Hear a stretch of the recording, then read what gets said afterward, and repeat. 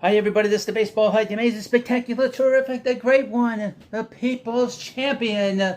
Your host, Hut, we are back here at the Baseball Hut 2, and you need to subscribe and like this video. We're getting close to the trade deadline, and I'm going to go through a couple of updates for you, specifically on some really big names in Major League Baseball. Now, as you know, if you don't know, August 1st at 6 p.m. is the deadline. So we will be live, I hope, God willing, I will be live here discussing what's going on in Major League Baseball. From CBSSports.com. Now, of course, before we get into this, of course, subscribe. MLB trade rumors, latest on Shohei Ohtani, Max Scherzer, Justin Verlander. And the Braves acquired two relievers that will help them beat everybody else. Rumors are in abundance as we approach the August 1st trade deadline in Major League Baseball. Angels taking part in Ohtani trade discussions. Really? Well, isn't that interesting? We've been told they weren't going to do that. While it still seems quite unlikely that the Angels will trade two-way superstar Shohei Ohtani before the deadline, they're indeed having talks to that potential end. Here's more from MLB Network's John Morosi. The Angels have communicated about Shohei Ohtani trade scenarios with other teams in recent days. Even as the Angels have won 6 of 8, the possibility of an Ohtani trade remains. The Angels are at a 9.6% in the latest Baseball Reference playoff odds projection. Well, I would point out, those are betting odds, and I would not bet against the house, but how do you calculate that? The Angels are still very much alive in their quest to make the postseason for the first time since 2014. But trading Ohtani would in essence sink those hopes, especially since Mike Trout's not around. He's injured. However modest they are, that plus the possibility that Ohtani, the current MLB home run leader, will make a stretch drive run of 50 or even 60 homers, is ample incentive to keep him around until the end of the year, his walk year. That said, the Angels will be foolish not to listen to what contenders are proposing as August 1st approaches, and GM Perry Minasian appears to be doing just that. While teams don't tend to pay all that much in trade for rental players these days, Ohtani may be an exception, given his prowess as a starting pitcher and his elite power at the plate. He's in essence 2-star deadline additions in one roster spot.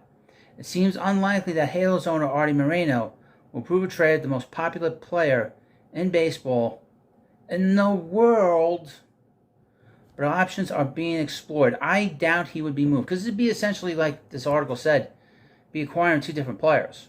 You'd have to probably give up 8 players for him. You willing to do that? Gut your farm system? And they're not a good team, the Angels. So how good is he making them if they're not able to get into postseason with him?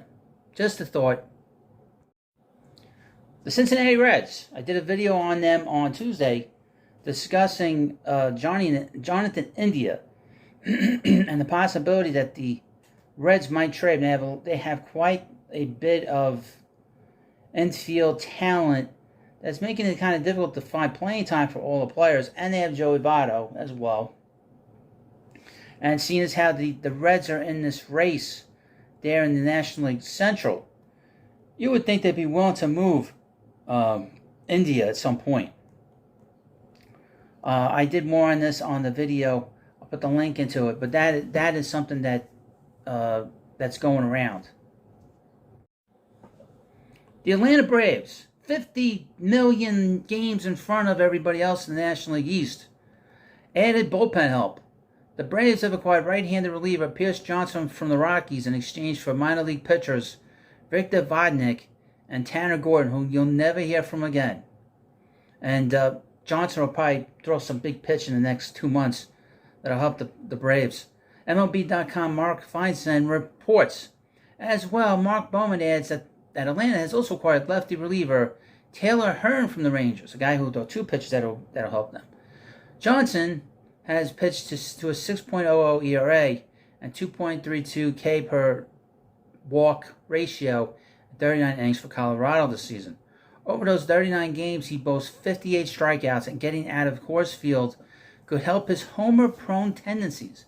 For his career, He has an ERA plus of 94 across parts of 6 MLB seasons with the Cubs, Giants, Padres, and of course, the Rockies. Johnson is owed the balance of $5 million in salary for 2023. Hearn, who's 28, has made just 4 relief appearances for the Rangers this season. Across parts of 5 seasons, he's pitched to a 5.11 ERA and 2.11 K to walk ratio in 67 relief appearances and 25 starts. And finally in this video, the New York Mets. What are the Mets going to do? What are they going to do with all the guys that we've talked about? David Robertson, Tommy Pham, Canha. But what are they going to do with Max Scherzer and Justin Verlander? Well, it's funny you should ask. As CBS Sports is reporting, the Mets seem unlikely to trade Scherzer and Verlander. The highest payroll in MLB history hasn't yielded contention. Well, that goes without saying. Holy shit. And that's why the Mets may wind up as sellers. The problem is that they don't have much that's both appealing to other teams and easily movable. That could change if tandem veteran aces Max Scherzer and Justin Verlander decide they are open to going elsewhere in the Mets. In turn, can find teams willing to take on their salary commitments. Now, I've said, if you go in with these guys, you don't have to trade both of them. Just trade one of them. Because if you go into spring training next year with both of them here, you're still going to have this question mark as to their availability. Are they going to be able to hold up for the season? They did not hold up this season, either one of them, physically. Just on the physical point of view. Their effectiveness has not been great. But just the ability to get on the field has been an issue. Speaking of all that, the idea that the Mets will part with one or both future Hall of Fames is starting to look more like noise than signal.